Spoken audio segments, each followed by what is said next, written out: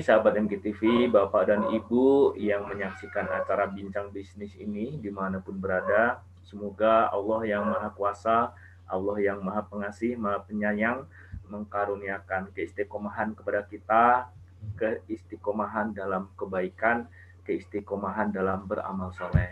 Insya Allah, amin ya Allah ya Rabbal Alamin. Semoga hari ini menjadi salah satu hari yang terbaik yang pernah kita lalui, hari yang penuh berkah, hari yang bisa kita isi dengan amal soleh bekal pulang kita ke akhirat nanti. Salawat dan salam semoga senantiasa tercurah kepada Rasulullah Muhammad SAW, seorang manusia paripurna yang menjadi petunjuk jalan buat kita agar kita tidak tersesat di dunia dan bisa pulang ke kampung halaman kita, insya Allah di surga nanti berkumpul dengan keluarga kita. Amin ya Allah ya Rabbal Alamin. Baik sahabat MGTV, hari ini episode terakhir Bincang Bisnis dengan Coach Ridwan, karena kita sudah hampir 10 episode ya dengan beliau. Materinya terkait dengan bagaimana kita mengelola, memulai dan mengembangkan bisnis kita.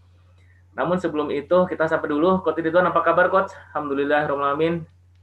Alhamdulillah Pak Gatot, kabar baik. Alhamdulillah. Semoga aktivitas sukses ya. Amin ya Rabbal Alamin. Alhamdulillah. Baik, hari ini Coach kita akan bahas tentang Darut Tauhid Akikah. Jadi ada satu anak perusahaan di Darut Tauhid yang bergerak di Akikah, dan Alhamdulillah 2020 ini sudah di spin off, dipisahkan badan hukumnya, tidak lagi menginduk ke Darut Tauhid, namun sudah memiliki badan hukum tersendiri. Nah, kita sudah undang direkturnya Pak Dede Mulyawan. Assalamualaikum warahmatullahi wabarakatuh. Pak Dede, apa kabar? Waalaikumsalam warahmatullahi wabarakatuh. Alhamdulillah sehat. Bisa lebih ini keras lagi? Kurang keras, Dede? Iya, siap. Oh ya, baik. Nah, kita presentasi tentang DT Akikah dulu ya, Coach, sebelum kita lanjutkan materinya. Siap. Baik, insya Allah. Silakan, Pak Dede. Ada yang dipresentasikan? Baik, ada ini slide-nya tadi sudah kita sampaikan ke operator, maka bisa buka. Baik. Baik, sambil nunggu, silakan Dede cerita. Baik. Pak Dede cerita tentang DT Akikah ini. Baik. Silakan. Bismillahirrahmanirrahim. Assalamualaikum warahmatullahi wabarakatuh. Allahumma sholli ala sayyidina Muhammad wa ala sayyidina Muhammad. Alhamdulillah. DT Akikah awalnya ada dulu ketika masih berada di Lembaga Amil Zakat Dompet Pelumat Darut Tauhid dalam bentuk pelayanan kepada konsumen atau donatur yang ingin berakikah melalui DT begitu. Jadi harus sebatas layanan-layanan saja. Jadi waktu itu kita kerjasama dengan lembaga akikah yang lain untuk proses penjualan dan sebagainya begitu. Nah, kemudian juga akhirnya untuk program di DT Peduli kan dipisah menjadi lembaga baru, pengelolaannya menjadi DT Berdaya, sehingga juga DT Akikah berada di bawah lembaga DT Berdaya. Seperti lembaga tersendiri, waktu itu yayasannya payung hukumnya adalah Yayasan Pemberdayaan Umat Darut Tauhid, seperti itu. Ini berjalan selama kurang lebih dari tahun 2017 awal, Desember 2016, seperti itu. Nah, ketika kita sudah terpisah dari Lembaga Amil Zakat Dompet Pelumat Darut Tauhid yang kini namanya adalah DT Peduli, untuk DT Akikah kita sudah mulai melakukan pola-pola marketing sesuai dengan lebih fokus ke marketing, baik marketing online maupun marketing offline, seperti itu. Jadi kita sudah mulai mengembangkan jejaring, kita sudah mulai masuk. Jadi awal-awalnya kita mulai masuk ke klinik-klinik, rumah sakit bersalin untuk menyimpan brosur, banner dan sebagainya, spanduk dan sebagainya. Termasuk juga di awal-awal kita muka gebrakan untuk memasang spanduk di seluruh wilayah Bandung Raya, Cimahi, Kota Bandung, Kabupaten Bandung, dan itu dilakukan kita awal-awal tahun biasanya seperti itu. Nah, juga dibarengi dengan pendekatan untuk di marketing online-nya. gitu. Awal-awalnya kita lebih ke sosialisasi di media sosial, FB, kemudian juga Instagram seperti itu. Nah di tahun 2017 itu perolehannya awal di tahun 2017 awal baru 50 ekor, 15 ekor begitu. Nah alhamdulillah di 2017 akhir kita sudah mulai menggunakan iklan berbayar di FB Ads, Instagram Ads, dan yang lain-lainnya, dan alhamdulillah dengan pengembangan jejaring, kita nambah SDM dan sebagainya, kita sudah masuk di angka 50 ekor untuk tahun 2017 seperti itu. Alhamdulillah ini sudah ada slide-nya DTA Kika. Jadi produk yang kita kembangkan jasa akikah, catering, kambing guling, domba kiloan, dan kurban. Begitu. Silakan dilanjut jadinya. Nah ini history, jadi tadi dulu sampaikan, jadi DTA Akikah efektif menjalankan aktivitas layanannya dan fokus dengan pendekatan marketing baik online maupun online bulan Desember 2016 di bawah lembaga DT Berdaya. Kedua, bergerak di layanan jasa pemotongan domba akikah dan jasa catering di awal-awalnya. Kemudian bulan Juli tahun 2020 DT Akikah diinisiasi menjadi CPBMS, Berkah Mandiri Sejahtera. Ini belum legal, baru kesepakatan terkait dengan nama. Mudah-mudahan ini bisa kita tindak lanjuti untuk legal formalnya. Ini menjadi sebuah badan usaha milik Yayasan Darut Tauhid sebagai BUME seperti itu, BUMY. Dan mulai mengembangkan produk lainnya berupa kambing guling, kemudian nasi kebuli, inisiasi untuk kambing guling, nasi kebuli kita awal tahun 2020. Penjualan hewan kurban kemarin kita juga alhamdulillah menjual hewan kurban, sapi dan domba, begitu dengan omset sekitar kurang lebih 200 juta seperti itu. Kemudian juga jasa penyembelihan serta jualan domba kiloan. Ini 2020. Tapi fokus untuk tahun 2016 sampai tahun 2020 ini kita lebih ke jasa akikah. Mangga dilanjut. Nah ini visi menjadi lembaga usaha bermuatan dakwah yang profesional, amanah, berdasarkan nilai-nilai syariat. Kemudian juga mensiarkan sunnah Rasulullah SAW tentang berakikah. Ini misinya. Kedua, memberdayakan para peternak kecil di daerah. Dan ketiga, memberikan pelayanan secara syariah, profesional, dan untuk akikah ini awalnya adalah dari program-program pemberdayaan. Sehingga untuk pelaksanaan di lapangan sekarang DTA Akikah ini masih tetap bekerja sama dengan mitra-mitra untuk penyediaan domanya, termasuk juga kita memberdayakan masyarakat yang kecil begitu, mustahik untuk dapur gitu ya, untuk vendor dapur, termasuk juga penyedia hewan untuk kurban dan akikahnya itu juga dari vendor-vendor kandang mitra-mitra kita begitu. Jadi belum kita memiliki kandang sendiri, dapur sendiri dan sebagainya seperti itu. Selanjutnya target. Nah, targetnya pertama pengelolaan sesuai syariah, kedua menjadi penyedia jasa akikah terbaik di Bandung Raya. Alhamdulillah kita setiap tahun terjadi peningkatan perolehan akikah. Jadi tahun 2020 ini terakhir justru ketika di pandemi ini, ketika yang lain mengalami penurunan, DTA Akikah mengalami kenaikan dan mencapai puncaknya di bulan Agustus kemarin dengan jumlah ekor sebanyak 173 ekor dengan total omset sekitar kurang lebih 400 juta di bulan Agustus kemarin begitu, surplus kurang lebih 40 juta untuk 2 Agustus. Ketiga, targetnya adalah perolehan 3.000 ekor per tahun di tahun 2020 dan bertambah setiap tahunnya. Omset mencapai 5 miliar di tahun 2020, target dan bertambah setiap tahunnya.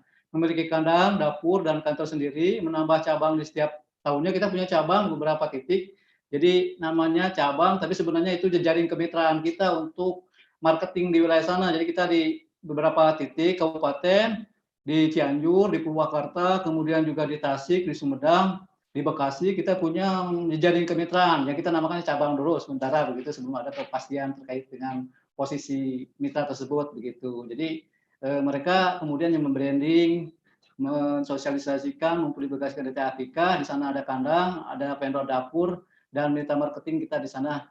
Alhamdulillah awal-awalnya memang masih dalam proses branding, tapi di tahun itu sudah setahun untuk cabang-cabang tersebut. Alhamdulillah sekarang sudah mulai ada yang berjalan untuk layanannya, ada yang 10 ekor, 15 ekor, 20 ekor untuk cabang-cabang DT Akika tersebut begitu. Ketujuh, targetnya adalah menambah jejaring mitra marketing online sampai mencapai anggota 1.000 orang di tahun 2020. Jadi ini adalah mitra kita untuk mempublikasikan, membranding dan mensosialisasikan DT Akika gitu. Jadi nanti ada hak dan kewajiban, persentase keuntungan dari layanan Akika itu untuk mitra marketing online ini. Ini terhimpun dalam grup MMO begitu. Jadi ada komunikasi yang intensif dengan jejaring ini, dan sekarang anggotanya kurang lebih sudah mencapai 150 orang. Ya harapannya bisa mencapai 1.000 orang di tahun 2020 ini. Ini MMO kita namakan jadi mitra marketing online begitu, seperti itu. Kemudian profil usaha DT Akika, kapasitas produksi domba 120 sampai dengan 200 ekor per bulan. Perolehannya, kemudian omset 300 sampai dengan 400 juta per bulan. Nasi box kurang lebih 3.500 box. Kita melayani konsumen yang juga membutuhkan nasi box untuk menyertai sate dan gulainya. Kemudian terkait dengan jumlah karyawan, kita ada 10 orang. Varian produknya sementara masih fokus di gulai, sate, dan catering. Kemudian juga kalau kambing guling kita masih tahap branding ya, mensosialisasikan terus dan sebagainya. Mudah-mudahan memang nanti 2021 sudah kelihatan hasilnya. Dan kalau sekarang memang kondisinya masih COVID, kambing guling belum masuk satupun untuk pemesanan ke kita gitu. Kalau hewan kurban kemarin kita tadi sudah disampaikan, alhamdulillah sudah berjalan penjualan hewan kurban. Kemudian juga nanti jasa sembelih kita juga ini berbarengan dengan Idul Kurban kemarin di hari Tasyrik dan hari H-nya juga kita melakukan penyembelihan hewan kurban yang dititipkan ke kita dan ditebar di wilayah-wilayah yang membutuhkan begitu. Nah, nasi kebuli kemudian juga masih inisiasi, itu harapannya memang produk-produk yang kita kembangkan adalah berbasis domba ya, nasi kebuli, kemudian kambing guling, akikah dan sebagainya. Vendor jejaring kemitraannya meliputi mitra penyedia domba dan vendor dapur. Kemudian nilai manfaatnya, pertama sesuai syariah, bisa dilihat dan pilih domba sendiri. Nanti konsumen kalau ada yang mau menyembelih sendiri silakan, mau lihat dombanya silakan datang ke tempat penyembelihan. Kemudian jika pilih sendiri, mangga begitu. Kalau semuanya menyerahkan ke kita juga kita terima seperti itu.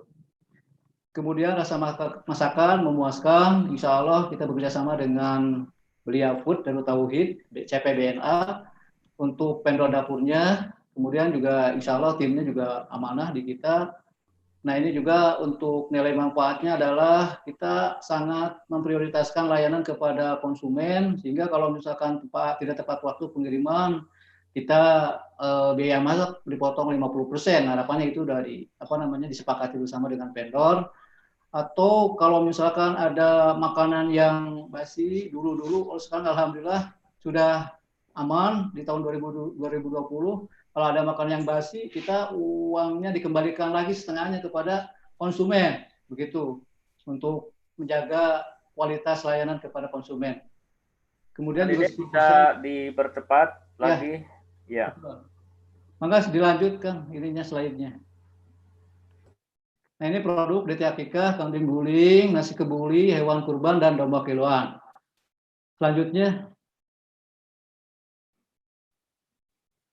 maka slide. Nah ini fasilitas yang kita berikan kepada konsumen, ada box eksklusif DT Akika Darut Tauhid, kemudian juga sertifikat yang kita berikan, kemudian juga sertifikat, kemudian risalah yang kita berikan dimasukkan ke dalam box nasi catering begitu. Maka ini fasilitas risalah, kemudian juga masker kita juga buat dan ini disampaikan kepada konsumen yang berakikah ke kita, masker yang berlogo DT Akika. Selanjutnya kan lagi promosinya, pertama diskon, kemudian juga free ongkir, layanan gratis antar ibu setelah melahirkan. Kita sudah punya mobil DT Akika, belum ada gambarnya ya, ininya fotonya. Kemudian layanan jemput pembayaran, gitu. Jadi kita semaksimal mungkin melakukan layanan yang terbaik kepada konsumen. Selanjutnya, strategi marketing offline, satu baliho, ini juga dipasang di tempat-tempat strategis, begitu. Selanjutnya kan baliho,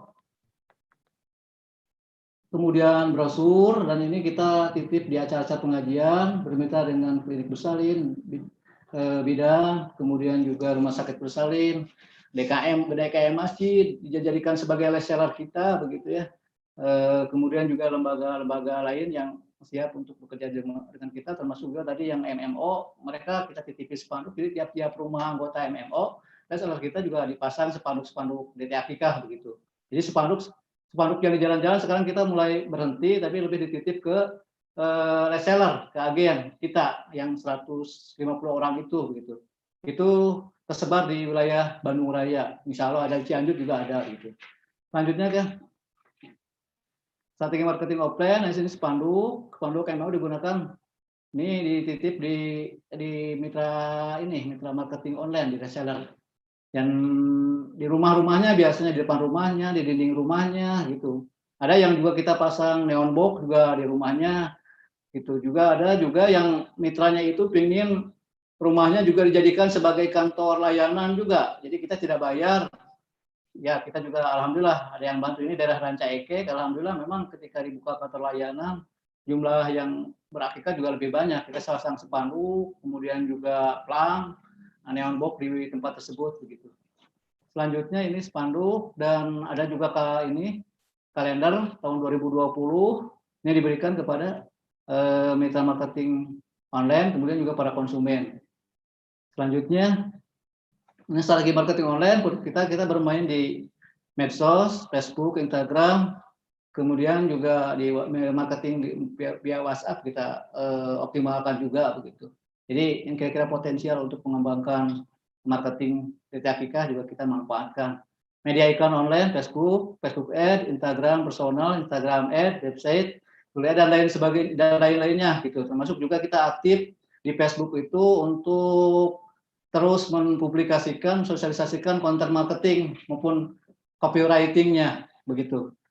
Selanjutnya, ini jejaring mitra marketing online.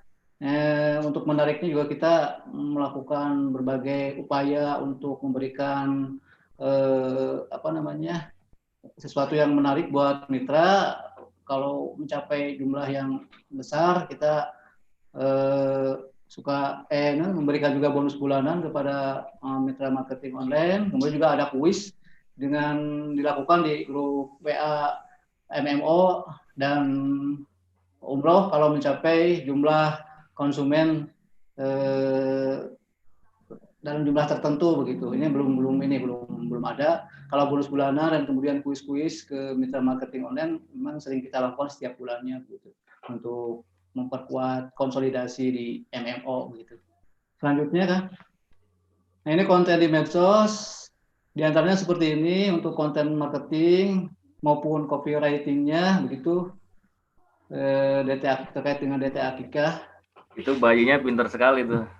Ya. Selanjutnya kan? Baik, 2 menit lagi ya, Pak Dede. Ya, baik.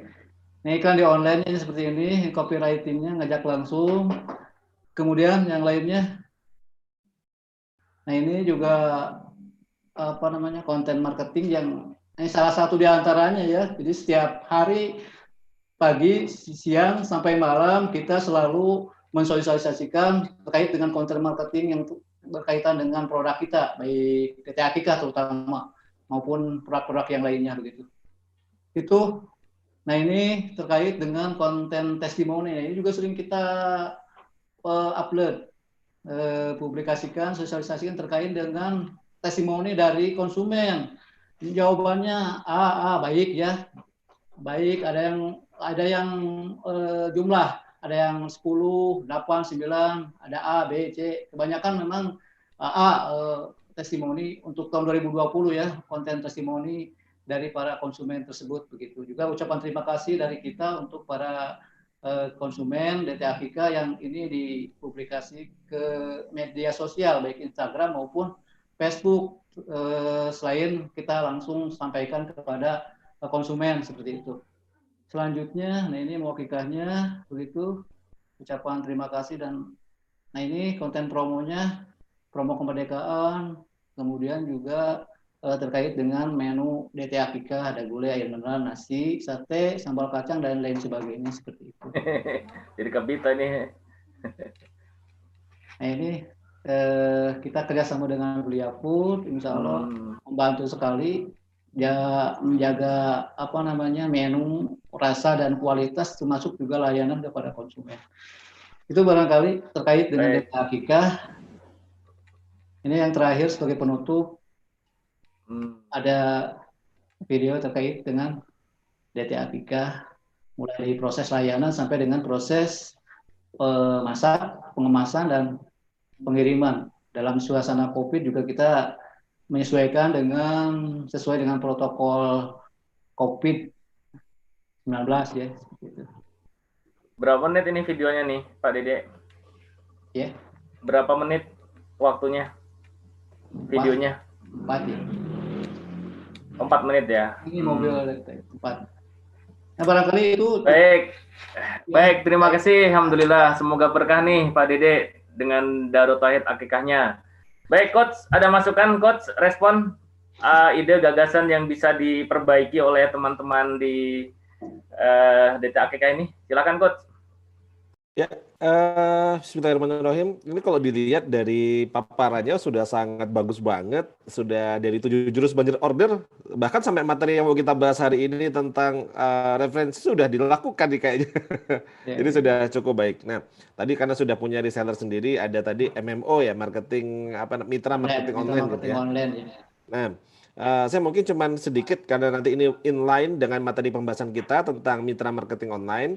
Nah, yang tadi saya cek, langsung saya searching di sosial media. Nah, ternyata memang banyak sekali yang menggunakan nama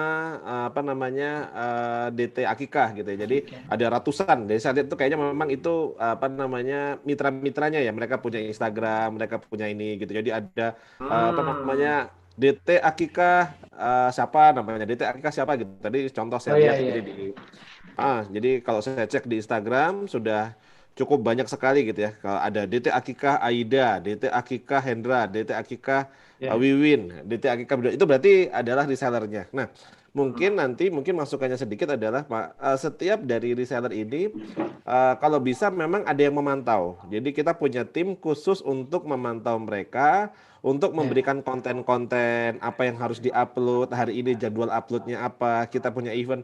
Karena beberapa saya lihat sekarang kontennya sudah campur-campur, gado-gado. Ada contohnya misalnya DT Akikah Hendra gitu misalnya ya. Nah, di awal-awal postingan masih bagus postingnya tentang akikah gitu ya, tentang siapa yang akikah pakai 1,2 juta.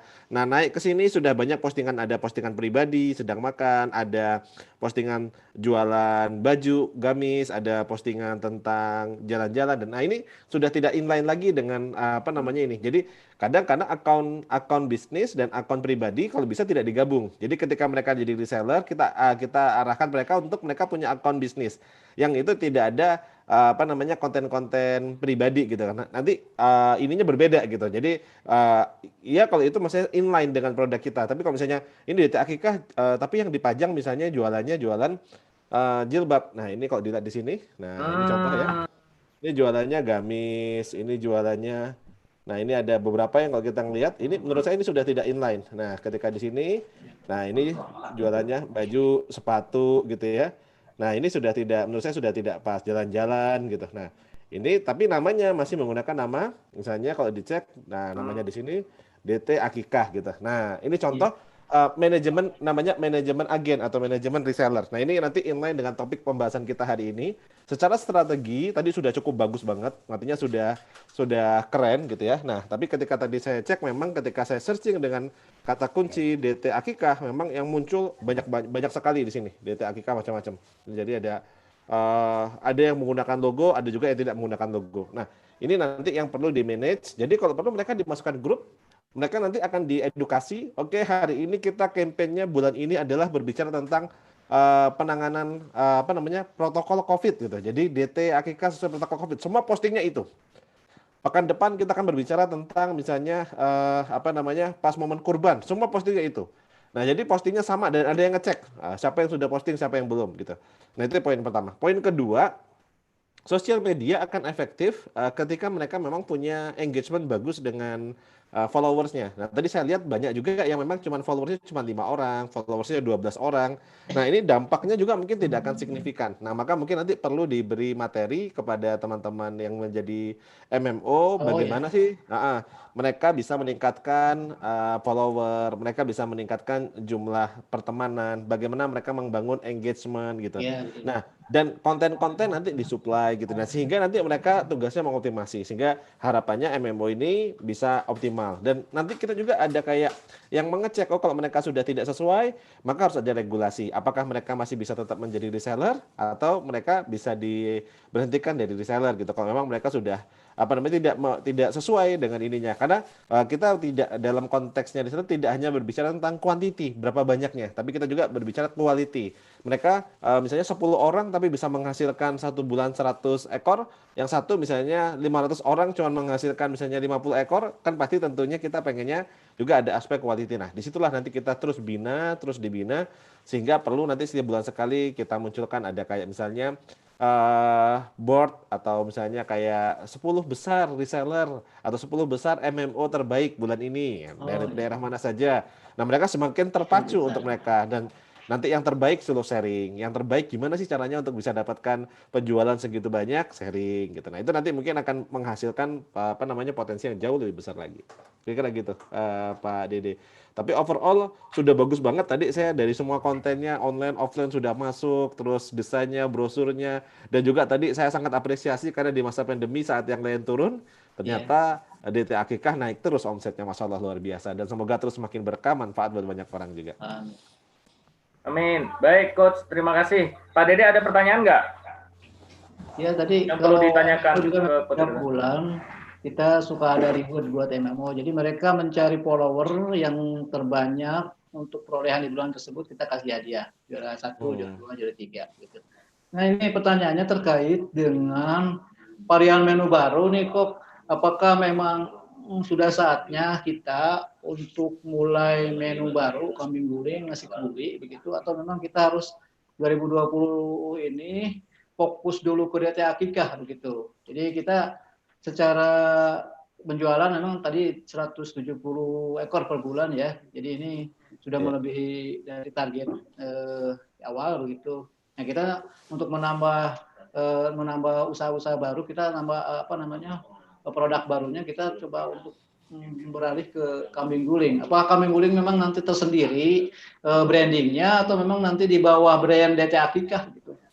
Oke. Nah, pertama sekarang kambing guling dan nasi kebuli ini rencananya apakah dia menjadi menu ketika orang berakikah atau terpisah marketnya? Terpisah marketnya atau gini, saya akikah, tapi saya pengen nanti kambingnya bukan dijadikan sate, tapi saya pengen kambingnya nanti dijadikan kambing guling. Kan boleh saja gitu kan? Atau saya pengen nanti paketnya nanti dari akikah saya dijadikannya nanti nasinya nasi kebuli, satenya nanti dibuat sate untuk nasi kebulinya. Itu juga boleh juga. Nah, kalau seperti itu berarti masih inline dengan target market dan pola bisnis akikah. Tapi ketika nanti Iya, membuatnya betul. berbeda, membuatnya kambing guling sendiri, nasi kebuli sendiri, dipasarkan gitu ya. Dan itu bukan untuk akikah, maka sebenarnya sudah keluar dari bisnis modelnya akikah. Nah, itu mungkin beririsannya sudah sangat besar dengan nanti cateringnya DT yang Betul, yang BMA. BMA ya. BMA, betul, betul. Jadi Ya. saran saya lebih baik ditawarkan saja untuk test case. Ada nggak yang pesan akikah mau nanti paketannya dibentukkan dalam bentuk nasi kambing guling atau paketannya dalam bentuk nanti nasi kebuli. Nah, nanti diriset dari situ. Kalau permintaannya banyak, ya sudah teruskan aja nggak apa-apa. Kalau nggak ada yang minta ya udah nanti 3 bulan ganti. Jadi keluarkan satu edisi bulan September sampai Oktober. Ini kita ada promo ya. Jadi nanti bisa dibuat kambing guling gitu. Nanti kalau misalnya permintaannya nggak terlalu bagus ya sudah besok ganti nasi kebuli gitu. Nanti kalau nggak begitu bagus maksudnya. Tapi kalau bagus teruskan aja daftar menunya. Bisa jadikan gulai, bisa jadikan sate, bisa jadikan kambing guling, bisa jadikan apa. Jadi orang punya variasi atau punya pilihan. Itu inovasi yang bagus sebenarnya. Jadi gitu ya Pak Dede ya, bagus ya ininya. Jadi kalau itu masih satu line begitu ya dari AKK, kemudian produk turunannya itu yang biasanya nasi gitu ya sama gulai sama sate, dirubah tuh jadi nasi kebuli sama kambing guling. Coach Ridwan sangat recommended tuh, insya Allah gitu. Baik, semoga bisa dijalankan ya Pak Dede. Terima kasih ya sharingnya terkait dengan DT Akikah ini. Kok Pak Gatot. Ya, sama-sama. Coach, terima kasih ya saran untuk yang DT Akikah ini. Baik, kita lanjutkan Coach untuk materi yang ke-7 ya sekarang ya. Baik, ini adalah materi ke-7 pertemuan ke-12 Pak Gatot. Ini jadi belum episode ke-12. ke-12. Saya menghitungnya ke-10 ya. Iya. Lewat 2 berarti ya, Di Masya Allah. data Baik, kita ini siap. sudah pertemuan ke-12. Ya. Nah, Alhamdulillah. Masya Allah. Nah, hari ini kita akan melanjutkan materi kita di pertemuan yang ke-12 ini. Materi kita berbicara tentang 7 jurus banjir order yang pembahasannya tentang referensian. Karena ini sudah materi yang terakhir di dalam 7 jurus ya. Nah, Alhamdulillah, langsung saja ya Pak Gatot ya. Langsung Coach, silakan Coach, kita menghemat waktu ya. Ya. Nah, jadi kita akan berbicara bahwa kemarin, ini lewat sedikit, sebentar, maaf, Afan. Di materi kita hari ini, kita berbicara tentang 7 jurus banjir order. Materi pertama tentang distribusi sudah, tentang brand aktivasi sudah, marketing komunikasi sudah, sales optimasi sudah, repetition sudah, increase transaksi atau meningkatkan jumlah transaksi sudah, dan kita masuk ke materi yang ke-7. Yaitu materi ke-7-nya kita berbicara tentang bagaimana kita nanti ilmunya atau strateginya tentang referensian. Nah, ini nanti bisa dipakai, dan tadi di DT Akikah sebenarnya sudah dipraktekkan. Jadi kalau ada 7 jurus itu, distribution itu bagaimana produknya ada, nah brand activation bagaimana orang tahu, marketing communication bagaimana orang mau datang, sales optimization bagaimana orang mau beli, reputation bagaimana orang beli lagi, increase transaction itu beli lebih, dan yang terakhir ini mereferensikan sehingga kita bisa banjir order. Nah, distribusi sudah ya, ini brand activation juga sudah, ini materi yang kita bahas tentang buat konten, tentukan media, ya, marketing communication itu tentang bagaimana membuat promosi, mendeliver promosi dan checklistnya. Nah, sales optimasi kita ada 5 pilar dalam penjualan: interaksi, identifikasi, penawaran, follow up, dan closing. Ya. Nah, reputation bagaimana orang mau repeat order, kita mulai dari membangun database, kita melakukan repeat transaksi pada saat transaksi dan repeat pada saat after transaksi. Nah, meningkatkan transaksi, increase transaction, kita bicara tentang membangun database, membuat orang beli lebih banyak dan beli lebih sering. Nah, ini sudah kita lakukan. Kemarin adalah PR ke-10, pertemuan ke-11 PR yang ke-10, ya, karena pertemuan pertama kita nggak ada PR. Nah, di PR ke-10 itu kemarin ada beberapa PR, ini mulai dari ada 6 PR. Nah, sekarang kita masuk ke materi kita ke-12 ya, ini adalah tentang referensian. Nah, referensian ini apa? Bagaimana kita bisa merubah konsumen kita menjadi marketing. Nah, ini yang menarik. Jadi bagaimana kita merubah konsumen kita menjadi marketing. Kenapa? Karena the greatest marketing in the world is loyal customer. Jadi marketing terbaik di dunia itu adalah konsumen yang loyal. Kalau misalnya Pak Dede bilang, wah ini akikah kita paling enak, ya wajar aja. Karena memang pengelola, pasti kalau ngomong pasti paling enak gitu. Tapi ketika yang berbicara adalah konsumen, saya misalnya, wah saya akikah di Pak Dede dan saya puas. Terus saya bilang ke orang-orang, wah kalau mau pesen akikah ke Pak Dede aja, ke DT Akikah itu Masya Allah luar biasa. Kemarin kita akikah biasanya cuma pakai sate, ini pakainya nasi kebuli, nah misalnya.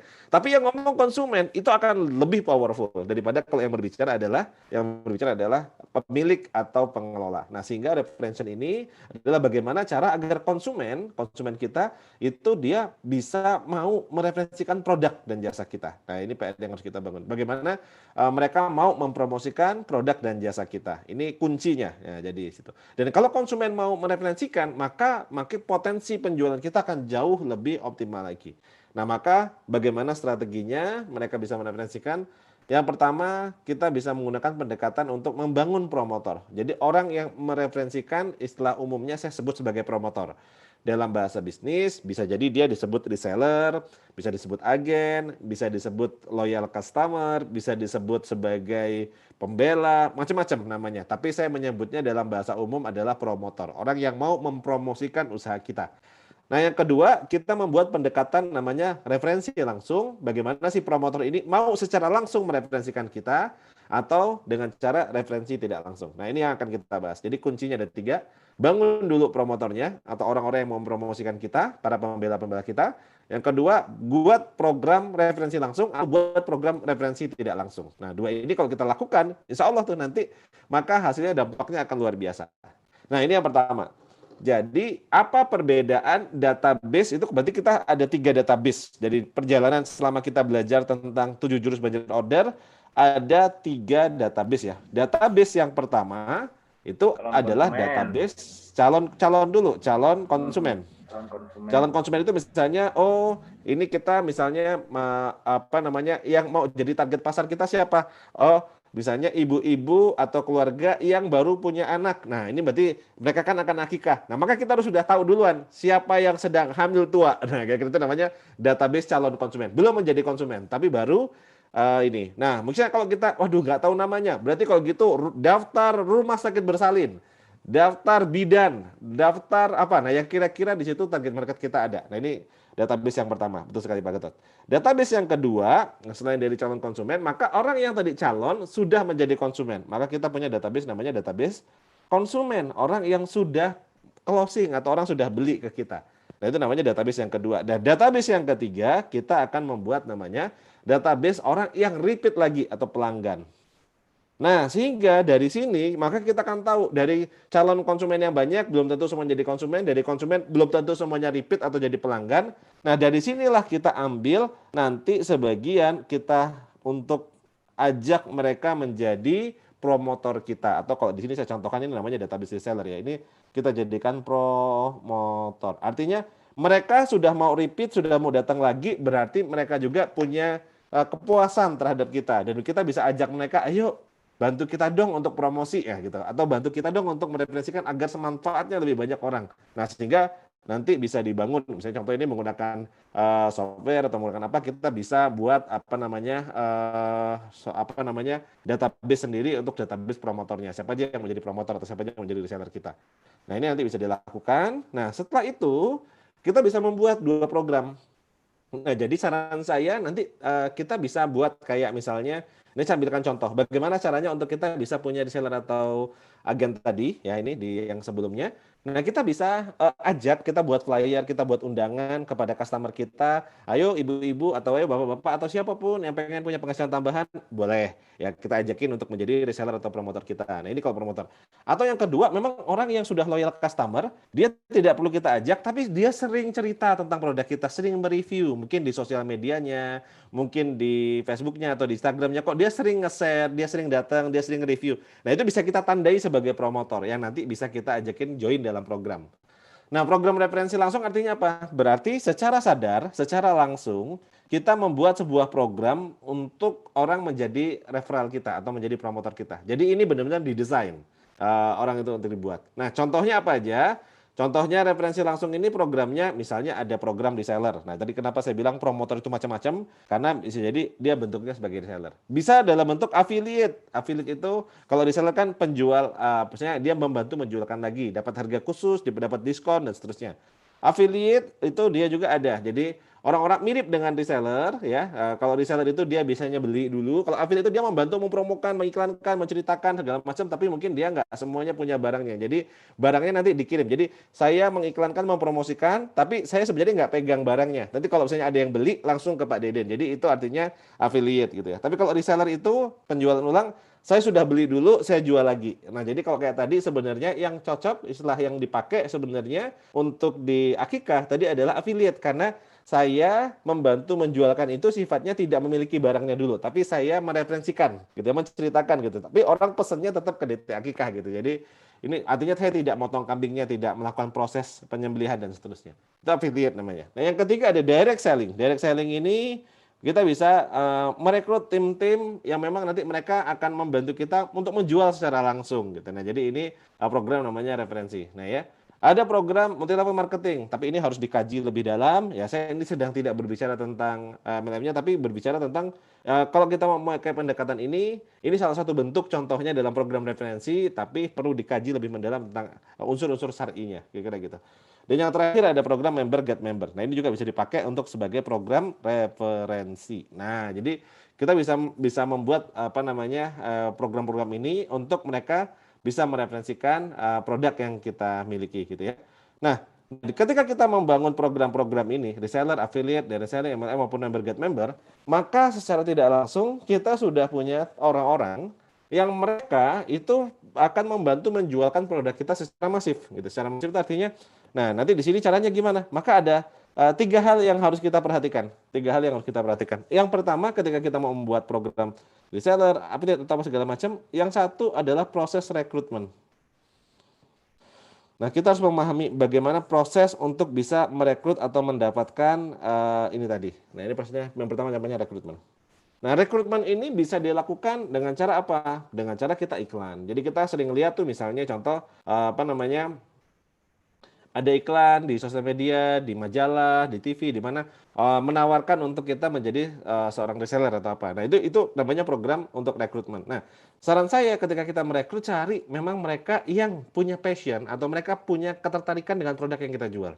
Nah, ini yang pertama. Kenapa? Karena mereka ketika punya ketertarikan, ketika mereka cerita atau ketika mereka menjual atau ketika mereka menawarkan itu dari hati gitu. Artinya mereka juga enjoy ngejalaninnya. Nah, jadi ada ketertarikan. Ada ketertarikan. Nah, selain ketertarikan,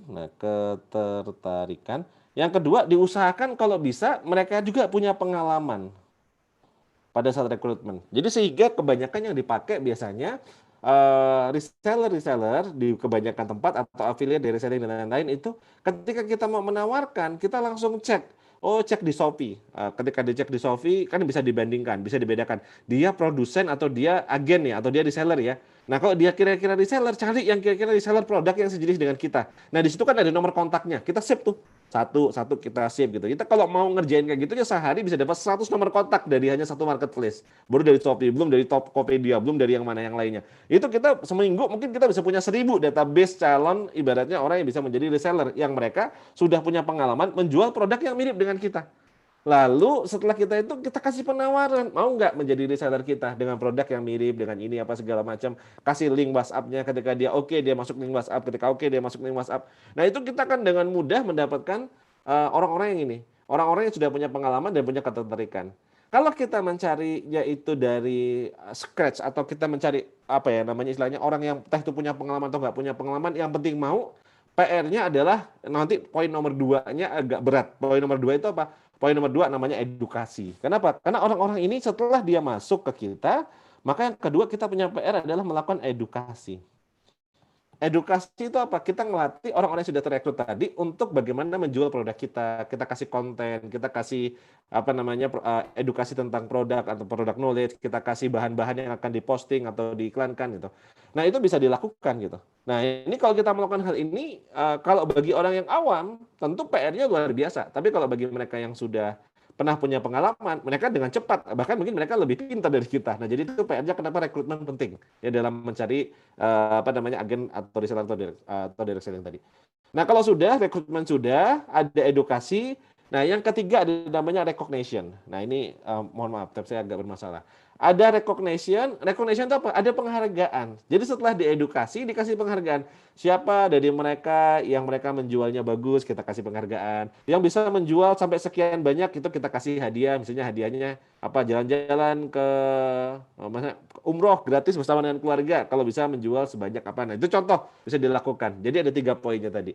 Jadi referensi langsung itu ada rekrutmen, edukasi, dan juga ada yang ketiga tadi namanya rekognisi atau penghargaan. Nah, ini bisa dilakukan ketika kita melakukan, insya Allah nanti hasilnya juga akan optimal. Nah, jadi baik, ini Coach, saya potong sebentar, Coach, tentang referensi langsung ini, karena menarik sekali nih.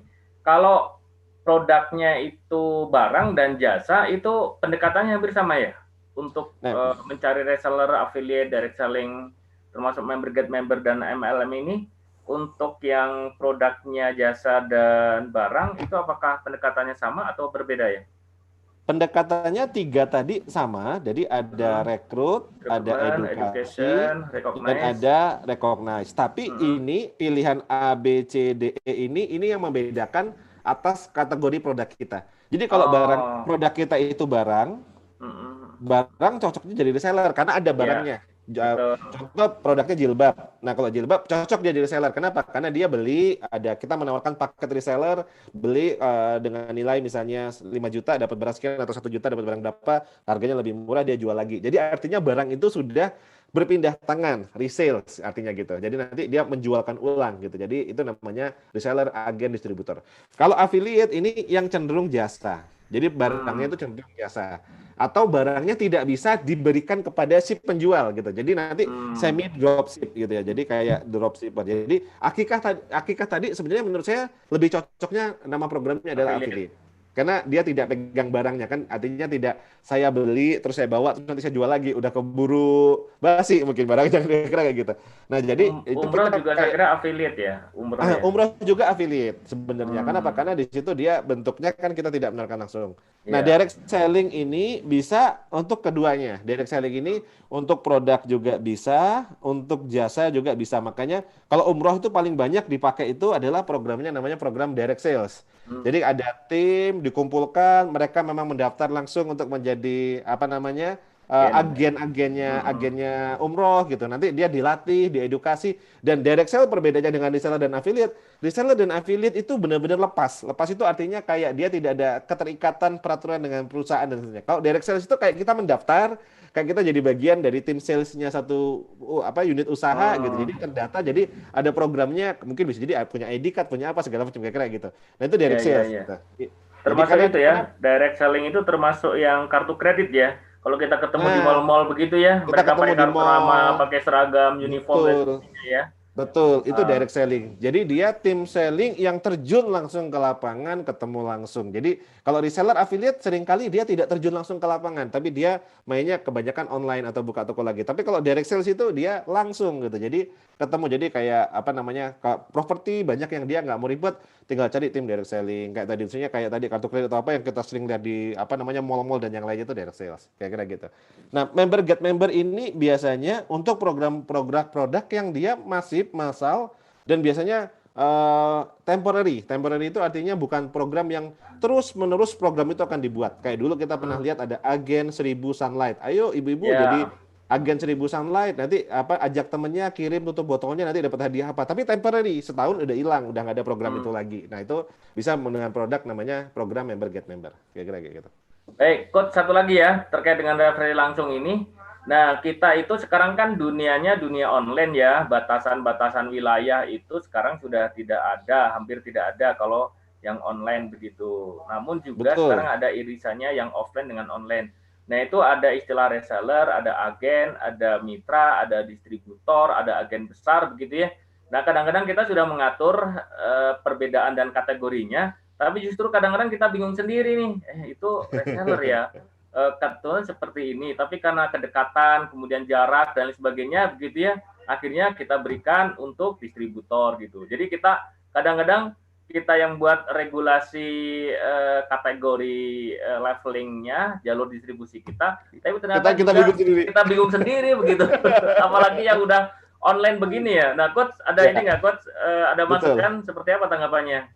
Ya, itu dihadapin oleh begitu banyak pemain. Jadi begitu banyak pengusaha mengalami hal yang sama. Jadi tidak hanya saya aja yang bingung ya ininya ya. Betul. Jadi memang buah si malakama. Ketika kita membuat teritori, contoh kita kan pendekatannya ada dua namanya. Pendekatan teritori. Nah, yang kedua pendekatan volume. Nah, kadang ada yang pendekatannya teritori. Ketika pendekatan teritori, udah deh dibagi per kabupaten aja deh gitu ya. Kabupaten nanti ini kalau sudah di kabupaten nanti level kabupatennya namanya distributor, turun nanti kecamatannya nanti namanya agen, nanti turun lagi level desanya namanya reseller gitu ya. Nah, kita sudah buat teritori seperti ini. Nah, tapi ternyata ketika dibuat sistem teritori yang kencang jualannya adalah agennya. Nah, ini si distributornya kadang nggak ini. Nah, ini kadang si agen komplain, protes, sudah dibatasin. Dan nanti tahu-tahu nanti ada yang mau masuk lagi berdekatan, wah bingung lagi. Nah, kayak gitu. Ini kalau pendekatannya dia memang pendekatan teritori. Ketika pendekatannya volume, yang sering dipermasalahkan adalah ketika akhirnya, oh saya ini wilayah saya menjadi agen di wilayah misalnya Cibaduyut gitu. Oh ternyata ada yang masuk lagi gitu ya. Produknya padahal dia agen daftarnya di Ciamis gitu. Tapi ternyata pemasarannya online dia bisa masuk sampai ke Cibaduyut. Wah dia ngerasa diambil marketnya. Ada juga yang seperti itu. Karena apa? Karena dengan online sudah tidak ada istilah teritori dimanapun bisa. Nah lalu seperti apa? Nah, pendekatan yang bisa kita lakukan sebenarnya ini bisa dicari titik temu atau jalan tengah gitu. Jadi sekarang dengan online sudah seperti keniscayaan kita sudah hampir tidak bisa untuk membatasi lagi area pemasaran. Area pemasaran. Jadi karena sudah tidak bisa memungkinkan, maka saya merekomendasikan ke teman-teman untuk membuat standar namanya. Jadi ada standar. Nah, ini mungkin coba saya cari ini dulu yang warnanya enak untuk kita nulis ya. Nah, kita bisa membuat standar, namanya standar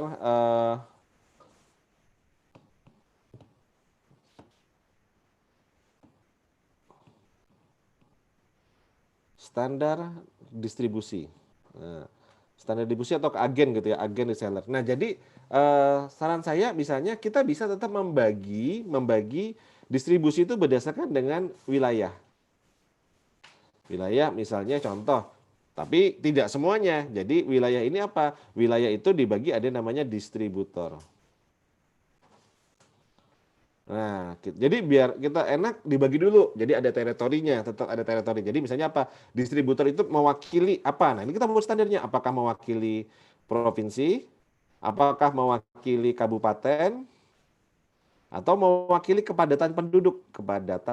Jadi artinya bisa jadi distributor untuk wilayah Jabodetabek tidak akan sama dengan distributor di wilayah misalnya Jawa Tengah, Pati, Kudus yang penduduknya sedikit gitu. Jadi artinya yang satu penentuannya misalnya satu kabupaten satu, yang satu kabupaten bisa 4 atau bisa 5 tergantung kepadatan penduduk. Nah, itu nggak apa-apa. Nah, jadi atau tergantung dengan prospek dari produk kita. Nah, itu namanya distribusi. Nah, jadi level distributornya misalnya.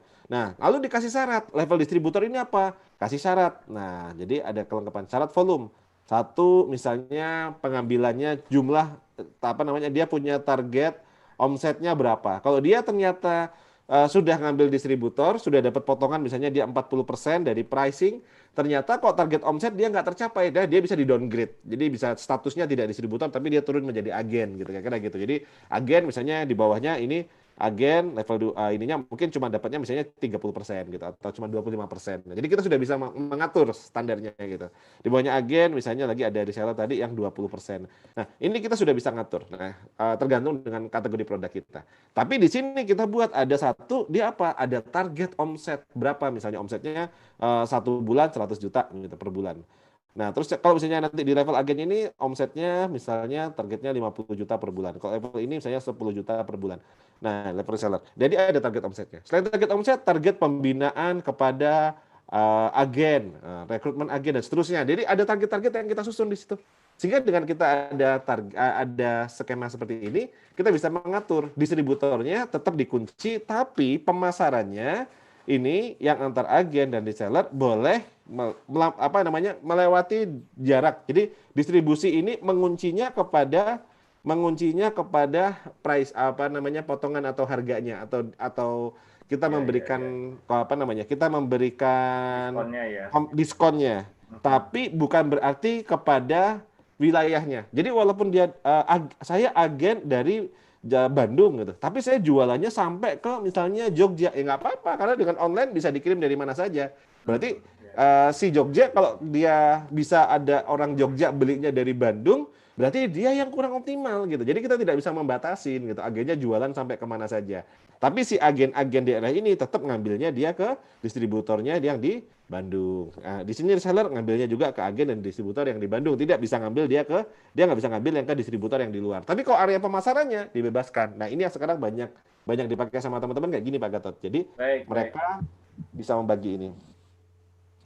Siap, jelas Coach. Insyaallah.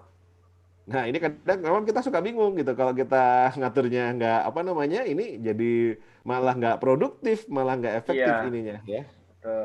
Nah, kalau sudah kita membuat program referensi langsung dengan pendekatan tadi, rekrut dulu, ada proses edukasinya, dan yang ketiga kita buat rekognisinya. Nah, setelah kita buat, maka ada pendekatan kedua.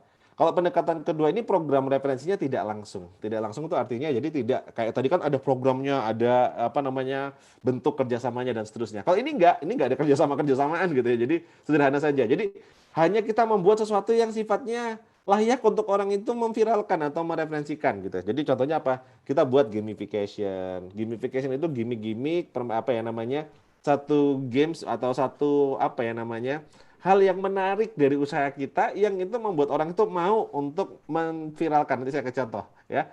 Nah, terus contohnya apa? Contoh gini, tag temen di sosmed 5 orang, nanti siapa yang mendapatkan ini terbanyak dia akan mendapatkan diskon sekian gitu. Contohnya gitu. Terus like and share, yang like dan share-nya terbanyak gratis makan selama 1 bulan atau gratis gamis yang sedang akan kita pajang gitu. Jadi kalau dia dapat like dan share paling banyak gitu ya. Nah, terus kompetisi, contoh apa? Membuat review, membuat jingle, membuat apa gitu. Nah, ini sebenarnya secara tidak langsung membuat customer kita itu mereferensikan ke teman-temannya ya, ke teman-temannya, ke relasinya gitu. Menceritakan. Jadi contoh ketika dia, yuk apa namanya kita contoh gamifikasinya gini. Contoh gamifikasinya kita buat datang berempat apa namanya gratis misalnya es teh untuk 4 orang gitu. Nah itu kan sebenarnya gamification. Sehingga apa? Secara tidak langsung yang tadinya cuma mau datang berdua dia ngajak temannya. Ayo, ayo datang yuk. Ini kalau kita datangnya berempat nanti kita dapat gratis es teh, kita dapat ini, kita dapat itu. Nah itu namanya gamification gitu. Atau buat paket mukbang. Nah, paket mukbang itu makan bareng. Yang makan bareng itu nggak asik kalau seandainya orang itu makan cuma sendirian gitu. Jadi pasti pengennya makannya ngajak rame-rame gitu dan tempatnya pun disediakan rame-rame. Itu gamification yang secara tidak langsung membuat orang tuh untuk datang rame-rame juga ke usaha kita. Nah, jadi dia secara tidak langsung akan mereferensikan, ngajakin teman-teman kita gitu ya. Nah, terus kayak tadi, bisa dengan cara apa? Tag teman di sosial media. Tag 10 orang temanmu, maka nanti kamu akan mendapatkan diskon 50% atau dapat berapa dengan menunjukkan di kasir orang-orang yang di tag. Nah, secara tidak langsung ketika dia datang, dia foto pada lagi makan di tempat kita. Ketika dia lagi makan, dia nge-tag ke teman-temannya. Yuk, apa namanya makan di tempat ini yuk atau yuk beli baju di sini. Ayo kita akikah di sini gitu. Nah, dia nge-tagin teman-temannya, misalnya 10 orang teman-temannya. Nanti pas mau bayar ditunjukin ini Mbak, saya sudah tag 5 orang teman saya atau berapa. Nanti dia dapat diskon berapa. Nah, itu artinya secara tidak langsung ketika dia nge-tag itu ketika dia menandai temannya, maka secara tidak langsung dia sedang mereferensikan usaha kita kepada orang lain. Nah, terus ada like dan share. Like dan share itu misalnya kita membuat konten yang bagus, video atau apa kayak tadi kan di ending terakhir ada video. Videonya udah keren. Tapi pertanyaannya berapa banyak orang yang sudah nge-share tentang apa namanya video tersebut gitu. Nah, mungkin nanti kita bisa buat, ayo mereka disuruh nge-like postingan kita atau tulisan kita dan diminta nge-share. Nah, siapa nanti yang share-nya itu nanti di review paling banyak atau di komen paling banyak atau di paling banyak, dia nanti kita kasih reward apa. Nah, ketika dia nge-share postingan kita, sebenarnya secara tidak langsung dia sedang mempromosikan usaha kita juga, merepresentasikan usaha kita.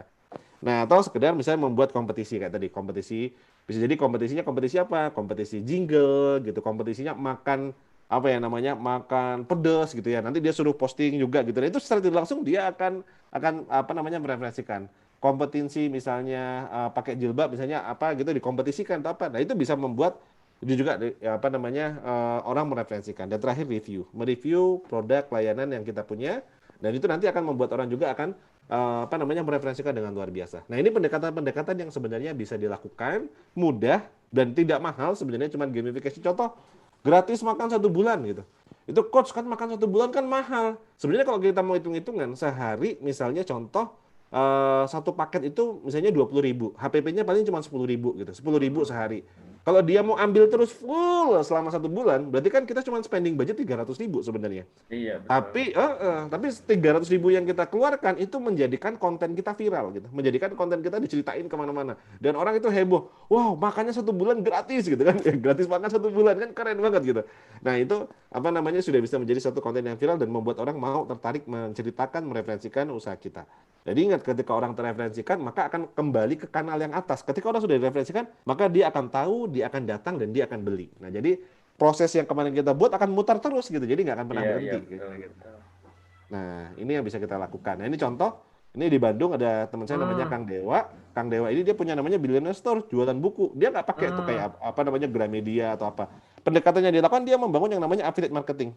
Nah, dia membangun si affiliate ini, cara dagang sukses dengan modal sedikit, orang diminta. Nah, ini namanya proses apa? Rekrutmen tadi. Nah, ketika di rekrutmen, dia menjanjikan apa? Dia bilang, oke, saya akan ajari gitu. Saya akan ajari cara jualan dan jago closing. Ayo, kalau bagi yang mau, klik link WA gitu ya. Nah, ternyata waktu itu saya minta apa namanya ketika saya ngelihat link WA-nya itu sampai ratusan, kalau nggak salah sampai 800 atau berapa gitu ya, 800 WA gitu ya, grup gitu ya. Padahal satu grup itu bisa sampai 250. Ini kalau dikalikan itu jumlah jumlah resellernya atau jumlah affiliate-nya sudah berapa banyak gitu kira-kira. Ya, 800 kali 250 itu angka yang tidak sedikit, itu angka yang gede banget gitu. Nah, dampaknya apa? Dampaknya ketika dia launching buku, nah ini launching buku, padahal bukunya misalnya dijual harga normal misalnya 200.000, dia jual harga 99.000 atau 100.000 lah ya. Biasanya 100.000 lah ya, 100.000. Nah, ketika dia launching, karena dia sudah punya pendekatan reseller yang banyak banget tadi, affiliate yang banyak banget, dan affiliate-nya cuma nyebarkan link, nyebarkan konten, nyebarkan promo, sekali launching hanya dalam waktu, dia persiapan 3 bulan, mulai dari rekrutmen tadi, diajarkan, disiapkan, disuruh buat apa namanya, e-book gratisnya dulu, dicari lead-nya banyak. Nah, ketika sudah jadi semua, nah setelah 3 bulan, itu nanti mereka membuat ada namanya open PO, launching hanya dalam 1 pekan, laku sampai dengan 15.000 buku. Hanya dalam waktu 1 pekan, 1 minggu. 15.000 buku kali 100.000, berarti kan sudah 1,5 M. Wah, omsetnya dalam 1 minggu. Luar biasa kan? Masya Allah. Nah, Keren, ini keren nih.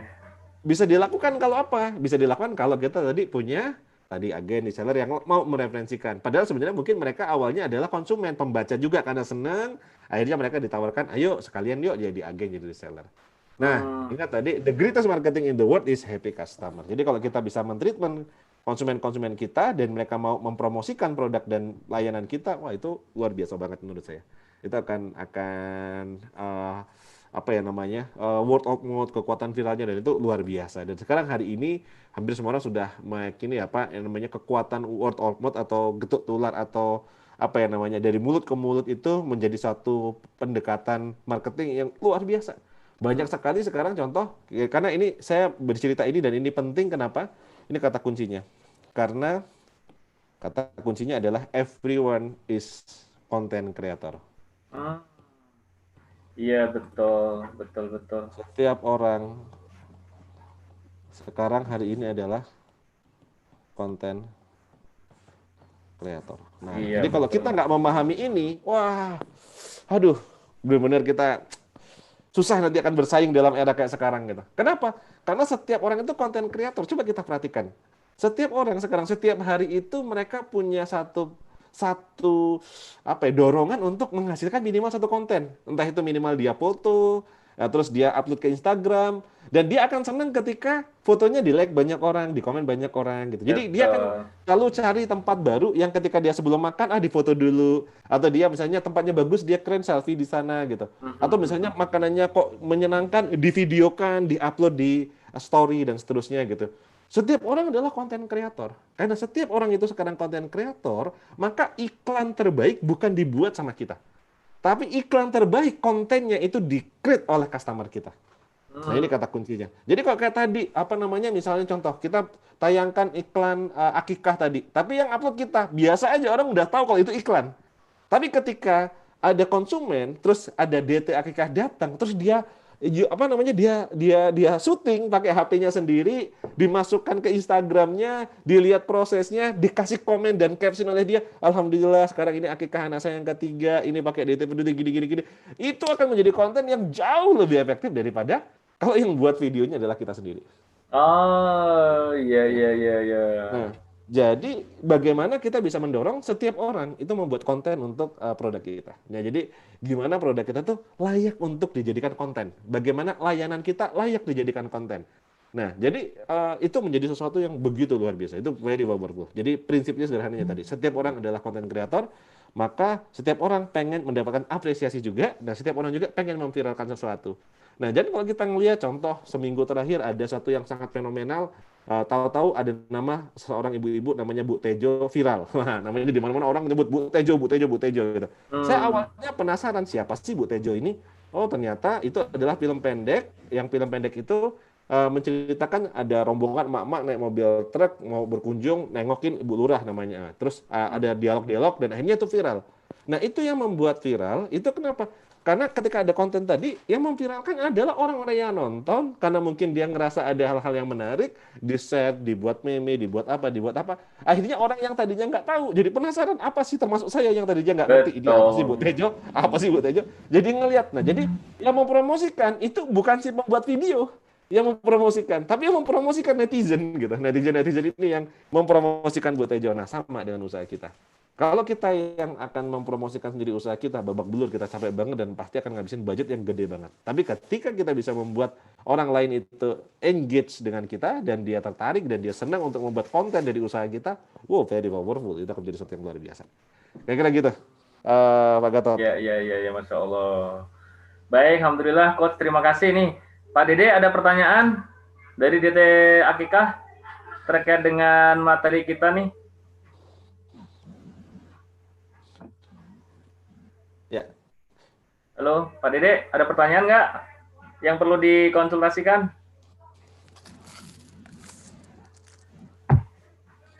Dibuka dulu mood-nya, Pak Dede. Mood-nya dibuka dulu. Nah, Bismillahirrahmanirrahim. Terkait dengan pengolahan MMO itu, meta marketing online, terkadang kan dalam prakteknya memang anggota mungkin banyak ya, member di grup WA. Tapi kita juga menjalankan tadi terkait dengan bagaimana pengumuman, kuis dan sebagainya dilakukan setiap bulannya. Gitu. Cuma yang terlibat dalam dinamika kelompok di grup itu memang tidak terlalu banyak gitu. Nah ini yang jadi PR kita bagaimana bisa banyak anggota grup yang bisa terlibat dalam dinamika kelompok untuk pengembangan usaha kita tersebut gitu. Itu mungkin Pak Dede, boleh tahu nggak, itu teman-teman yang menjadi MMO itu memang basicnya mereka sebelumnya sudah pernah menjual akikah atau mereka marketing atau mereka dapat dari mana sih inputnya, kalau boleh tahu? Kita itu sosialisasikan di medsos juga untuk ajakan mengikuti reseller tersebut. Mungkin mereka bergabung dengan kita itu boleh jadi untuk tujuan, ada yang untuk tujuan silaturahim juga, ada yang tujuan untuk seller juga begitu. Berbeda-beda seperti itu, sehingga memang basicnya tidak selamanya mereka paham terkait dengan akikah gitu. Jadi kita kadang juga memberikan materi-materi terkait dengan konten-konten DT akikah juga di MMO juga untuk mereka share, upload dan di media sosial mereka begitu. Nah, jadi terkonfirmasi. Kenapa? Karena kemampuan reseller tadi, kalau kita menggunakan ini, istilah saya namanya pendekatan referensi secara langsung. Kita membuat program referensi, referralnya. Nah, itu input siapa yang akan menjadi referral itu sangat penting dan sangat berpengaruh. Jadi kita dapat dari mana, apakah dia punya pengalaman atau tidak, apakah dia sudah pernah atau belum, itu jadi pengaruhnya jadi luar biasa banget gitu. Jadi kalau saya mungkin merekomendasikannya, satu, dipetakan siapa yang sudah menjadi MMO yang mereka bisa menjual dengan penjualannya yang bagus, penjualannya yang tinggi. Di profile, oh dia ini laki-laki atau perempuan, terus dia ini penjualannya tinggi dari apa, backgroundnya apa, pengalamannya apa. Nah kita nanti lama-lama jadi punya profiling, idealnya sebagai reseller kita atau sebagai affiliate, mungkin kalau tadi saya ini, itu kira-kira profile yang seperti apa. Oh ternyata yang cocok itu ternyata apa, bisa jadi malah emak-emak yang dia jamaah pengajian, yang dia ibaratnya ikut banyak tempat mengaji gitu dan orangnya itu seneng ngobrol gitu. Nah, bisa jadi malah kayak gitu gitu. Jadi dia mungkin pendekatannya dia ke ibu-ibu, ke siapa segala macam yang habis baru akikah. Atau bisa jadi malah yang kuat atau yang kenceng itu adalah bapak-bapak dari DKM yang dia sosialisasinya bagus. Nah, kita nggak tahu. Nah, Pak Dede nanti buat profile. Oh, ini rata-rata orang yang bisa menjualnya tinggi itu yang profilnya seperti apa. Nah, sehingga nanti ke depan rekrutmen itu dipetakan kayak gitu. Dan nanti dijadikan ada kayak kurikulumnya. Nah, kurikulum apa? Kurikulum pelatihan. Jadi nanti kita ibaratnya kayak affiliate itu kita kasih bintang kita kasih kategori.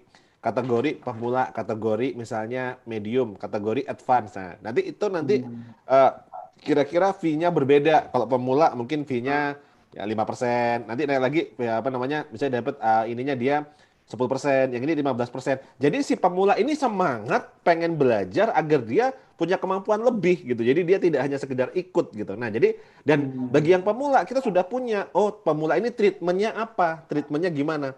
Kalau bagi yang sudah medium, treatmentnya apa? Bagi yang sudah expert, treatmentnya apa? Jangan sampai kita campur juga, edukasinya udah nggak sama, edukasi udah berbeda. Treatmentnya nggak sama, rewardnya juga nggak sama gitu. Tapi kita akan lihat, jadi akhirnya pasti pemula-pemula nanti akan semangat. Wah, enak ya kalau kita sudah jadi advance, itu bahkan nanti bisa dapat hadiah umroh, bahkan nanti kita bisa bisa dapat potongannya sekian, dapat apa. Nah itu jadi akhirnya mereka semangat belajarnya. Tapi kalau kita gabung semua, kayaknya sama semua. Jadi nggak ada jenjang karir. Kalau kayak di perusahaan itu nggak ada karir path-nya. Nah itu yang pertama Pak Dede. Jadi itu bisa dilakukan. Dan saran saya sih memang tidak hanya mengejar kuantitas, artinya banyak-banyakan, tapi memang kita harus mulai memetakan bagaimana kita punya reseller-reseller itu yang memang benar-benar bisa. Jadi di grup itu kita buat challenge. Kalau memang mereka tidak mengikuti edukasi sekian banyak, tidak promosi, followernya tidak nambah, bisa kita cut dari reseller. Nggak apa-apa, nggak usah jadi reseller. Dan tidak boleh menggunakan nama DT Akikah gitu di sosial medianya kalau masih mau pakai. Dan mereka posting kayak tadi, jualannya kaos, jualannya baju, sepatu, malah tidak relevan lagi. Sayang sebenarnya, kira-kira kayak gitu. Itu Pak. Terima kasih. Jadi memang kalau untuk pengelolaan yang reseller, affiliate dan lain sebagainya ini kita perlu manajemen tersendiri ya, yang terpisah, termasuk juga materi promonya juga kita perlu drop dari pusat ya. Jadi mereka tinggal mengupload ya. Betul sekali. Mereka tinggal upload, bahkan kalau perlu copywriting-nya sudah kita kasih dan kita checklist. Misalnya kita punya reseller 100, ada tim yang nge-checklist mana aja yang upload, siapa aja yang upload, kan kita sudah tahu tuh. Kita checklistin, oh ya dia melakukan, mana ya dia nggak melakukan gitu. Nah itu nanti bisa dievaluasi menjadi data, siapa sih yang bisa menjualnya, dia efektif apakah karena memang tools yang kita kasih atau mereka punya pendekatan yang lain, itu bisa kita nanti lama-lama kita sistemkan. Nah kalau udah disistemkan, wah itu keren banget tuh. Kayak gitu. Baik Coach. Pak Dede ada lagi pertanyaan? Atau dari tim Akikah ada lagi? Silakan. Ya ini terkait dengan pengembangan cabang. Ya tadi jejaring mitra di wilayah-wilayah yang lain. Kalau saya lihat memang ini bagusnya untuk branding ya. Tujuan utamanya branding. Jadi kalau ada perolehan dan perkembangan yang signifikan terkait dengan peningkatan jumlah konsumen, seperti itu juga alhamdulillah itu yang jadi tujuan utama.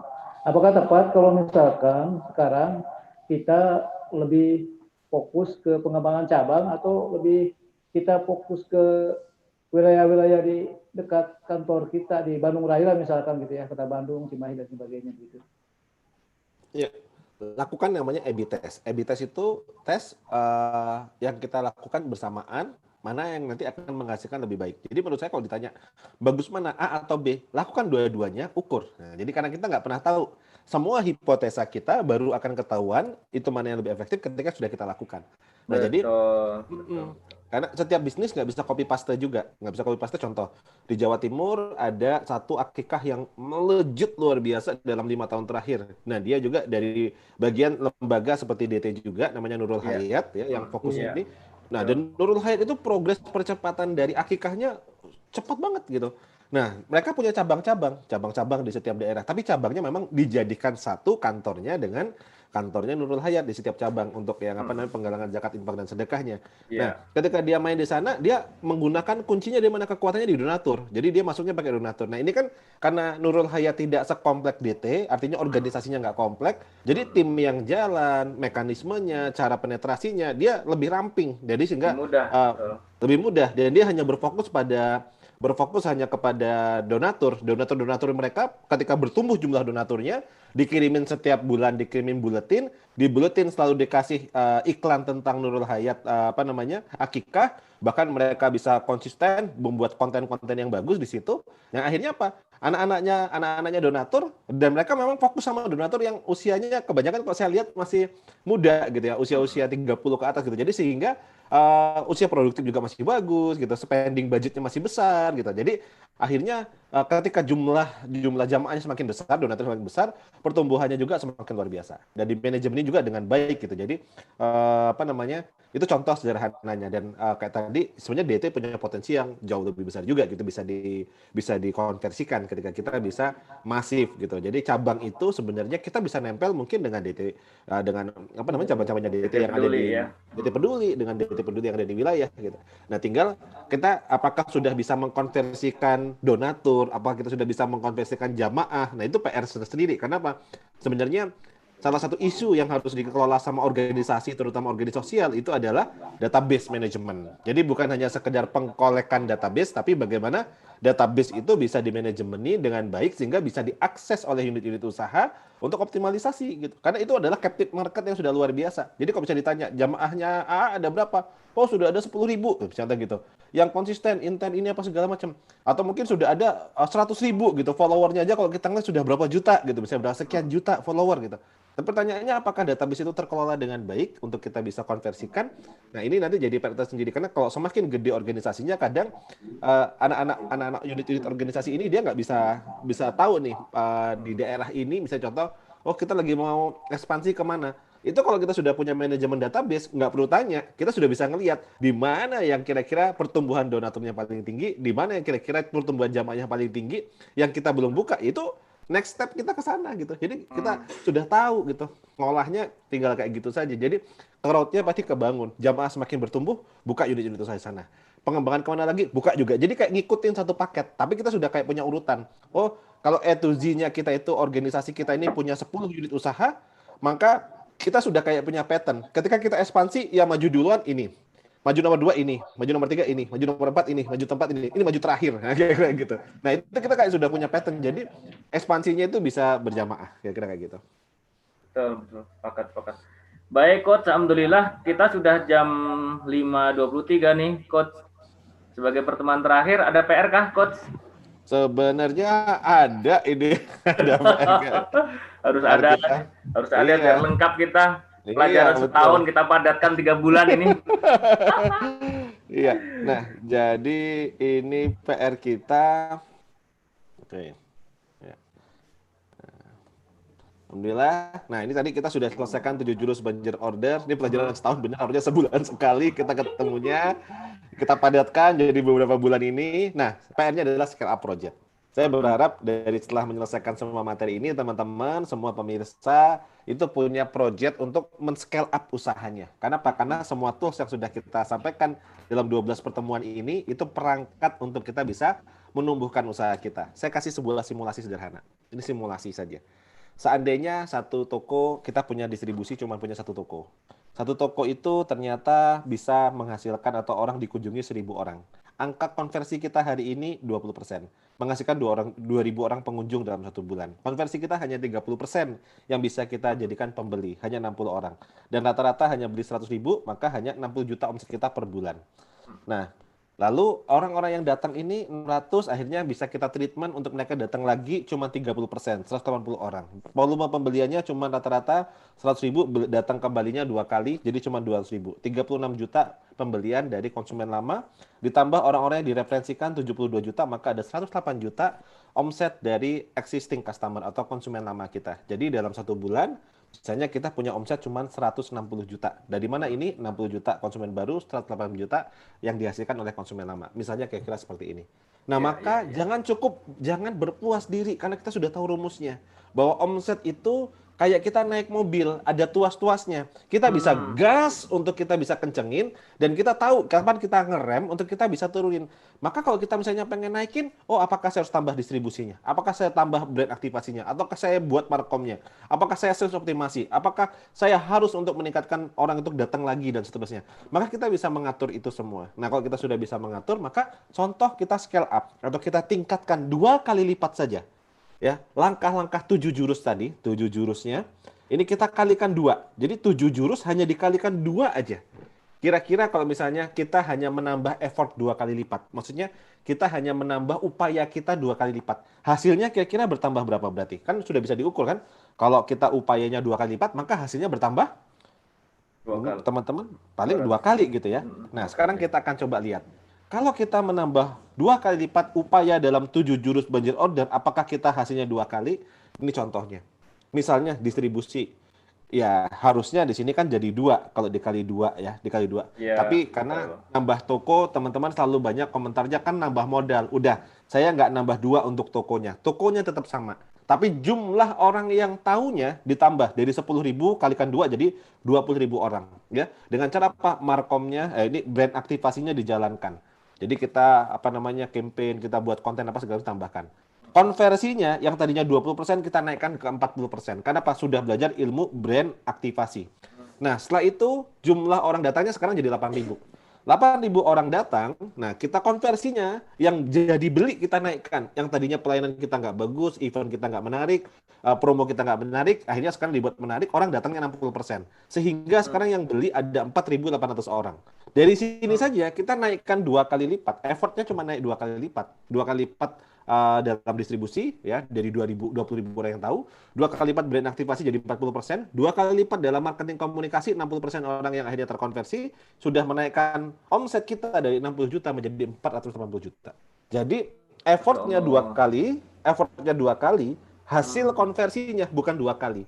Ya 60 ke 480 itu bukan 2 kali lipat, sudah berkali-kali lipat. Nah jadi padahal kita hanya menaikkan upaya 2 kali lipat, tapi hasilnya lebih dari 2 kali lipat. Nah, ini contohnya. Belum lagi, kalau kita bisa mengkonversikan misalnya, orang yang datang laginya bukan tadi 4.800, yang tadi hanya 30%, kita buat 60%. Artinya dengan servis pelayanan kita semakin bagus, artinya orang mau balik lagi, dan balik lagi. Sekarang ada 2.800 orang satu bulan yang akhirnya beli kembali kepada kita. Nah, beli kembalinya volumenya kita naikkan. Yang tadinya cuma 200.000, frekuensi yang 100.000 kita jadikan 200.000, yang datangnya 2 kali kita jadikan 4 kali, artinya dia naik 2 kali lipat. Maka sekarang volume atau value transaksinya sekarang sudah jadi 800.000 per customer. 2.800 dikalikan dengan 800.000, maka sudah ketemu angkanya 2,3 miliar. Naik berapa kali lipat dari angka sebelumnya. Dan seandainya kita bisa rekrut agen, rekrut distributor, akhirnya orang melakukan yang sama, dia mereferensikan ke 4 orang saja melakukan transaksi yang sama dengan kita, ketambahan dapat omset 9,2 miliar. Nah dari sini aja sudah jadi 11,5 miliar. Jadi kalau di total kita hanya melakukan scale up 2 kali lipat di 7 jurus banjir order, omset barunya 480 ditambah 11,5, jadi totalnya kurang lebih sekitar 12 M. Coba kita bayangkan. Yang sebelumnya, before-nya itu omsetnya hanya 160 juta. Naiknya luar biasa. Ya. Dari 160 juta naik menjadi 12 miliar. Padahal ini berapa? Jadi kalau dikalikan kenaikannya 71 kali lipat. Jadi kalau ada teman-teman di SBC atau teman-teman kemarin yang cerita testimoni, oh alhamdulillah setelah setahun kita praktekkan naik 10 kali lipat gitu. Itu belum apa-apa karena itu sebenarnya mereka baru prakteknya sebagian gitu. Baru 0,2% itu ya ternyata ini. Ya. Belum 100% ya scale up-nya ya. Iya, kayak Kang Cip yang tadinya awal ikut 3.000 piece per bulan jualan gamis, ketika setelah setahun kemudian menjadi 50.000. Itu kayaknya kita ngelihat, wah keren banget ya, 30.000 ke 50.000, 15 kali lipat kenaikannya. Ketika ditanya langsung, saya sebenarnya baru praktek 15% dari materinya. Gitu. Nah jadi kebayang kan, kita hanya praktek 15% karena belum bisa praktekin semuanya, naiknya sudah signifikan. Nah artinya memang ini coret-coretan di atas kertas. Di atas kertas itu artinya, wah itu kan di atas kertas kalau bisa naik semua. Saya mungkin bicara ibaratnya tidak ideal lah. Tidak ideal itu tidak sebagus ini.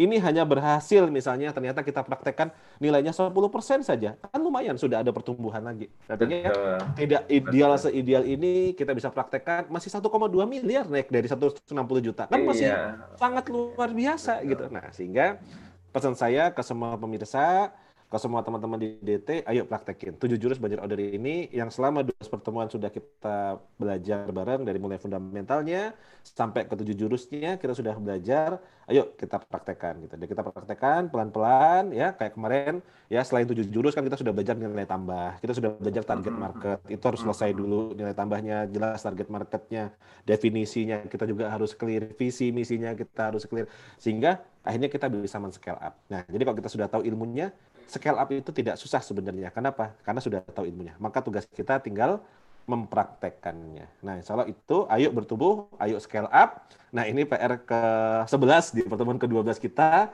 Jabarkan strategi referensinya, apa aja yang sudah dilakukan, apa yang mau dilakukan, dan tadi yang secara langsung maupun secara tidak langsung juga dilakukan. Nah, kalau ini dilakukan istiqomah, insya Allah pertumbuhan itu bisa kita upayakan. Kalau Allah mengizinkan, insya Allah maka usaha kita akan terus bertumbuh, semakin baik lagi dari hari ke hari, dan semoga semakin membawa keberkahan. Kenapa? Mereka yang berikhtiar, mereka yang berupaya, Allah pasti akan melipat gandakannya lagi. Jadi bentuk syukur kita atas nikmat yang Allah sudah berikan kepada kita, salah satunya adalah dengan terus berupaya sebaik mungkin atas nikmat sehat, nikmat ilmu yang sudah kita dapatkan. Setelah gitu Pak Gatot, nah Masya ini Allah. pertemuan kita terakhir. Saya akan sangat bahagia kalau nanti misalnya di grup ataupun nanti ada testimoni dia bilang, Coach kita sudah praktek, Alhamdulillah ini sudah mulai bertumbuh, sudah mulai ada hasilnya. Maka itu sebaik-baiknya berita yang saya terima gitu ya. Jadi Insya saya Allah. hanya berharap apa yang sudah kita pelajari selama 12 kali ini itu menjadi manfaat buat kita dan menjadi landasan. Kenapa? Karena ilmu itu seperti lentera. Ketika kita berjalan, kita bisnis, besok itu kita nggak pernah tahu apa yang akan terjadi, medannya seperti apa, kondisinya seperti apa, kita nggak tahu. Tapi ketika kita bawa lampu, kita akan bisa ngelihat walaupun cuman 5 langkah ke depan. Tapi kalau kita istiqomah, lama-lama kita maju terus. Tapi tanpa ilmu, maka bisa jadi kita nabrak, jatuh, dan seterusnya. Nah, sekarang dengan ilmu kita sudah bisa step by step kita jalan pelan-pelan dan semoga terus kita mencapai ke tujuan kita. Insya Allah itu Pak Gatot. Mohon maaf apabila selama 12 kali pertemuan, ini ada kurangnya, ada yang mungkin kata-kata saya kurang berkenan buat saudara-saudara semua. Mohon dimaafkan, mohon ridhonya. Insya Allah ketika guru ridho dengan murid-muridnya dan murid ridho dengan gurunya, maka hidayah Allah akan turunkan, pertolongan Allah akan berikan kepada kita semua. Insya Allah gitu. Masya Allah, Alhamdulillah, Coach Ridwan terima kasih ya. 12 kali pertemuan nih, maraton nih Masya Allah, sehingga teman-teman tuh pada kalang kabut ini. Tapi Insya Allah mulai minggu depan saya akan tagih nih Coach PR-PR-nya karena sudah tersampaikan semua begitu. Jadi nggak ada alasan lagi untuk ngejar PR-PR-nya penyelesaiannya. Insya Allah kami nanti akan update perkembangannya usaha-usaha di Darut Tauhid, semoga bisa lebih baik lagi insya Allah. Termasuk juga sahabat MKTV, pemirsa di rumah yang ingin nanti bisa bergabung dengan forum bisnisnya di Coach Ridwan ataupun di Darut Tauhid, kami sangat terbuka sehingga kita bisa tumbuh sama-sama insya Allah. Oh iya Pak Gatot, ada satu lagi. Nah, ini satu lagi berita bagi teman-teman sahabat MQTV mungkin ngerasa iri. Wah, ini kenapa yang selalu di mentoring dibahas kok bisnisnya teman-teman santri-santrinya DT atau dari dalam. Ini kita yang dari luar yang menyaksikan MQTV pengen juga nih sebenarnya didampingi untuk mentoring. Bisa nggak ya? Nah, ternyata pertanyaan-pertanyaan ini Masya Allah, Insya Allah akan ada solusinya. Karena sebentar lagi akan ada program namanya Program Santripreneur Darut Tauhid. Yang dimana program ini nanti akan mengakomodir teman-teman, kita bisa nyantri bisnis bareng. Ada programnya sudah disusunkan Insya Allah 3 bulan. Langsung bersama dengan saya dan tim mentor dari Sukses Berkah Community juga. Expert-expert hebat-hebat juga Insya Allah. Jadi nanti tunggu saja informasinya dari Pak Gatot dan juga dari teman-teman. Programnya 3 bulan dan itu nanti didampingi, dimentoringin. Wah, itu kalau seandainya teman-teman mau ikut program secara profesional di luaran mungkin bayarnya sudah puluhan juta gitu ya. Tapi insya Allah kalau DT mungkin enggak lah kira-kira kayak gitu ya. Jadi itu luar biasa. Jadi nanti semoga bisa melanjut silaturahim lagi nanti di program Santripreneur Darut Tauhid insya Allah. Baik, insya Allah nanti sahabat MQTV tunggu informasinya segera mungkin. Kalau misalnya sudah informasinya sudah benar, akurat, lengkap, insya Allah kita akan berikan ke rekan-rekan sahabat MQTV untuk bisa mendaftar. Coach Ridwan, terima kasih sudah sharing selama 3 bulan ini. Pak Dede dan tim DT Peduli, DT Akikah sudah sharing bisnisnya hari ini. Dan alhamdulillahirrahmanirrahim, kita akhiri bincang bisnis ini dengan baca hamdalah bersama. Alhamdulillahirabbil alamin. Terima kasih Coach, mohon maaf. Assalamualaikum warahmatullahi wabarakatuh. Waalaikumsalam warahmatullahi wabarakatuh. Lagi Coach. Alhamdulillah.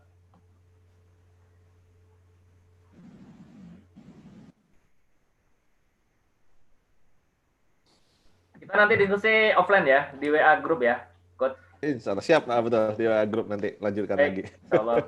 Terima kasih ya. Selamat bertugas di Bogor ya, Coach. Semoga berkah sukses. Amin. Amin ya rabbal alamin.